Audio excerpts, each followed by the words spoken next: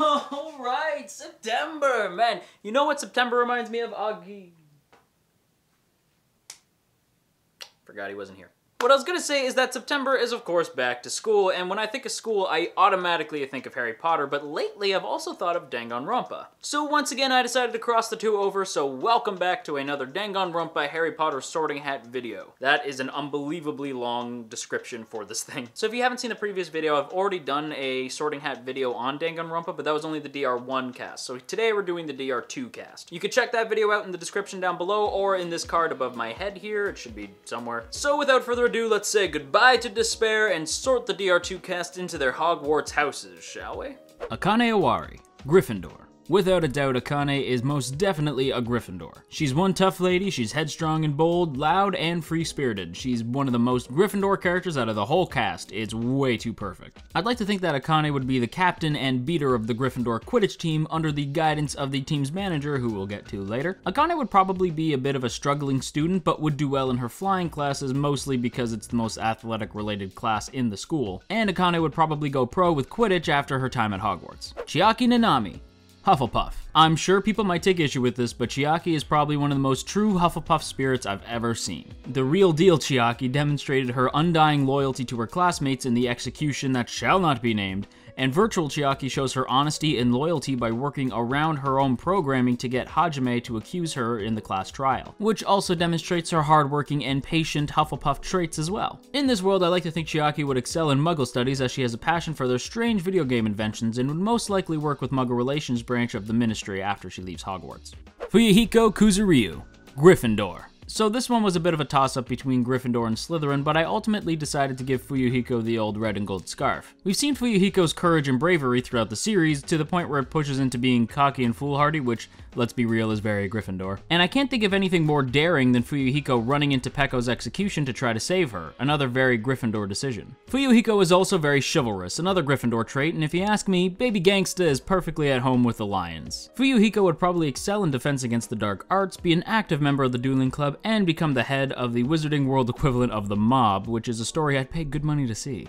Gundam Tanaka, Slytherin. The master of the underworld, the forbidden one, and the biggest cinnamon roll of an evil ruler ever, Gundam Tanaka is heading over to Slytherin. Gundam is without a doubt heading to the dungeons to join the other Slytherins. He is cunning, ambitious, and resourceful, like a true Slytherin. Gundam would still be the ultimate breeder even at Hogwarts. He'd bring along his 4 Dark Devas of Destruction, though the school would probably only know about the one, since students are only allowed 1 pet. Gundam would excel in his care of magical creatures classes, and would most likely become a magizoologist after his time at Hogwarts.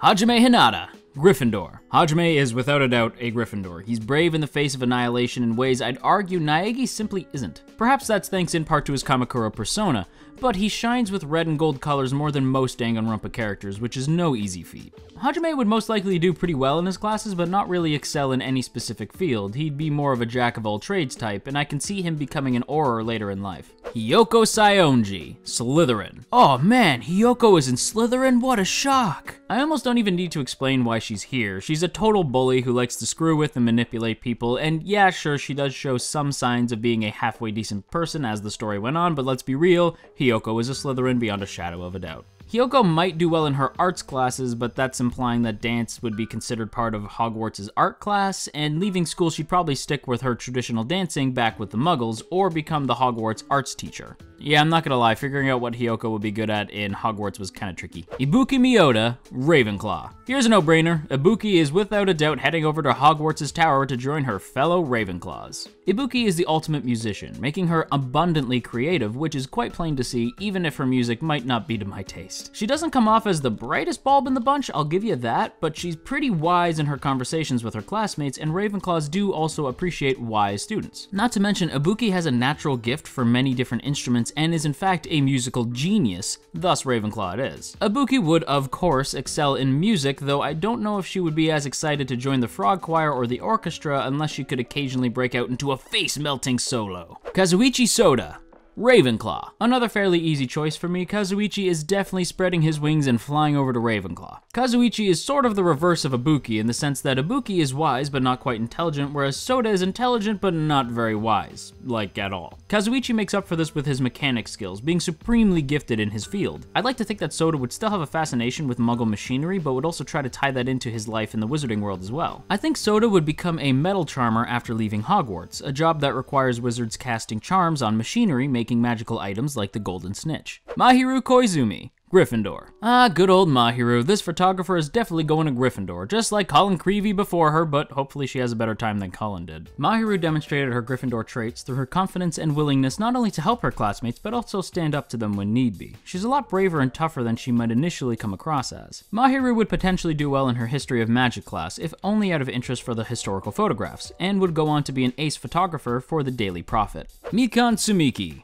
Hufflepuff. Well, here's an odd one. I've been flip-flopping on where I would ultimately send Mikan before settling on Hufflepuff. Mikan is fiercely loyal to Junko to the point of being, well, creepy. And she is insanely tolerant, as demonstrated by her ability to constantly put up with the bullying from Hiyoko. I can only hope that Mikan's housemates can help her be a little less stressed out. Mikan would do great in her potions class with a leaning towards healing potions and would become a healer after leaving Hogwarts. She might even be able to return as a school nurse, but that would mean she'd have to be working in the same castle as Hiyoko in RAU, so fun times. Nagito Komaeda, Slytherin. The most unsurprising house sorting since Junko, there is no doubt in my mind Nagito would be heading over to Slytherin. We see him demonstrate his cunning and ambition in the class trials, trying desperately to raise his classmates into being ultimate hopes, and we see his determination and resourcefulness in his fake murder scene. I can see Nagito being Slytherin's seeker thanks to his ultimate luck and would make a wonderfully insane defense against the dark arts teacher, shaping the next generation of wizards to reach their ultimate potential.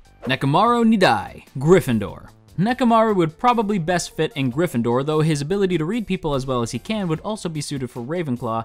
His personality and demeanor, though, is just kind of demanding the old red and gold scarves. Nekomaru would probably ask to be the team manager for the Hogwarts team instead of being an actual player, aiding the team to play at their peak abilities. He'd most likely do pretty well in his classes, in particular flying, and would go on to manage a professional Quidditch team, most likely the same one that Akane is sent to. Because I ship it. Peko Pekoyama, Hufflepuff. You could debate that Peko might belong in another house for whatever reason, but to me, Peko's most fascinating characteristic and her most notable is her undying loyalty to Fuyuhiko. She's also demonstrated herself to being very hardworking, patient, and tolerant. Just don't say a bad word about Fuyuhiko and you'll be good. Peko might show an interest in her care of magical creatures classes, but the creatures wouldn't quite feel the same about her. She would, however, do very well in her defense against the dark arts classes, becoming a hit witch but not under the magical law enforcement patrol, instead working under Fuyuhiko.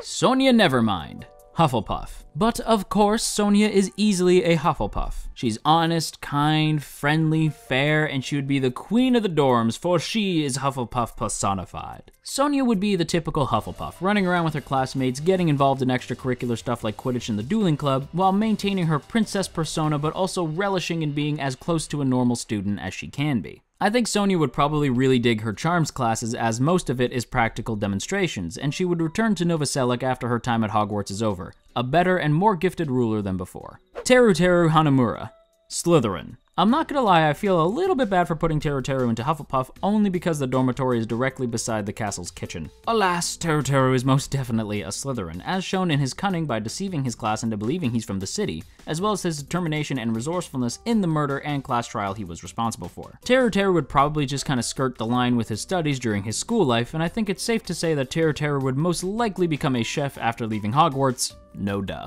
But he can be a magic chef! The ultimate imposter.